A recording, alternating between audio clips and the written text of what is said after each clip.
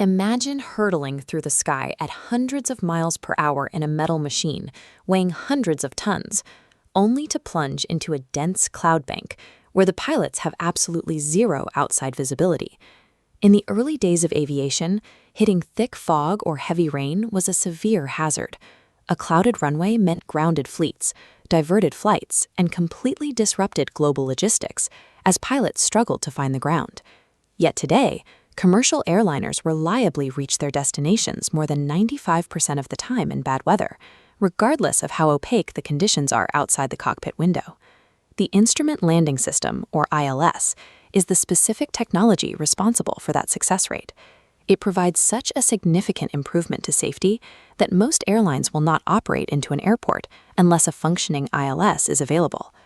To safely land an aircraft when the pilot is blind, engineers didn't try to clear the weather. Instead, they figured out how to draw an invisible, perfectly straight three-dimensional path through thin air. The foundation of this path starts on the ground. Positioned at the far end of the runway is the localizer antenna array. This technical diagram shows how that array broadcasts a highly focused radio carrier signal. It projects outward into two distinct, overlapping narrow lobes, pointing toward the incoming aircraft to create horizontal guidance. Each lobe carries a specific acoustic signature. The right side, shown in blue, is modulated with a 150 Hz audio tone. The left side, in yellow, hums at 90 Hz. The airplane's onboard receiver relies on a concept called difference in depth of modulation, or DDM. It doesn't measure the raw strength of the radio waves, it simply compares the volume of those two audio tones. If the 90 Hz and 150 Hz hums are perfectly equal, the plane is flying directly inside that green overlapping area, dead center with the runway. This creates an incredibly tight corridor.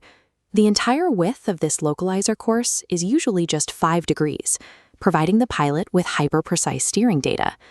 By simply comparing two invisible hums of audio, the system creates a technical boundary that prevents the aircraft from drifting left or right of the runway centerline. Horizontal alignment is only half the geometry. An airplane also has to clear physical obstacles on the ground.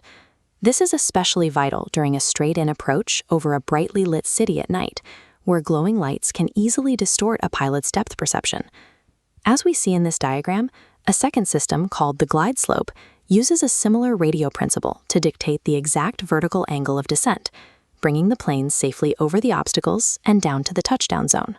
Finally, to determine the distance axis, a low-power compass locator guides the plane into the area, while a series of physical checkpoints called marker beacons, specifically the outer, middle, and inner markers, are placed along the invisible radio path.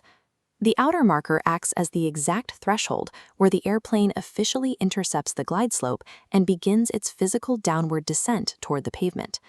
Further down the path, the middle marker represents a critical juncture.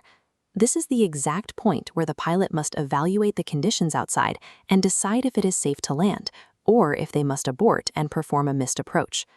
The localizer, the glide slope, and the marker beacons combine to construct an invisible 3D tunnel, safely funneling the aircraft down through the sky to a precise point in space. Placed in the cockpit precisely at the middle marker, the pilot rapidly cross-references their instruments against whatever visual cues they can find through the windshield. This relies on decision height, the lowest altitude before a pilot must see the lights, and runway visual range. Category 1 allows a 200-foot decision height and a 2,400-foot visual range. Advanced categories drop the decision height to 100 feet and visual range to 150 feet.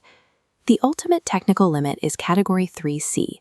This is a 0-0 operation, meaning the aircraft touches down safely while the pilot has absolutely no forward visibility outside the cockpit. By replacing a pilot's visual reliance with standardized overlapping radio signals, the ILS provides a consistent, repeatable path to the runway. It is the invisible infrastructure that allows thousands of massive machines to find a precise strip of concrete in the dark every single day.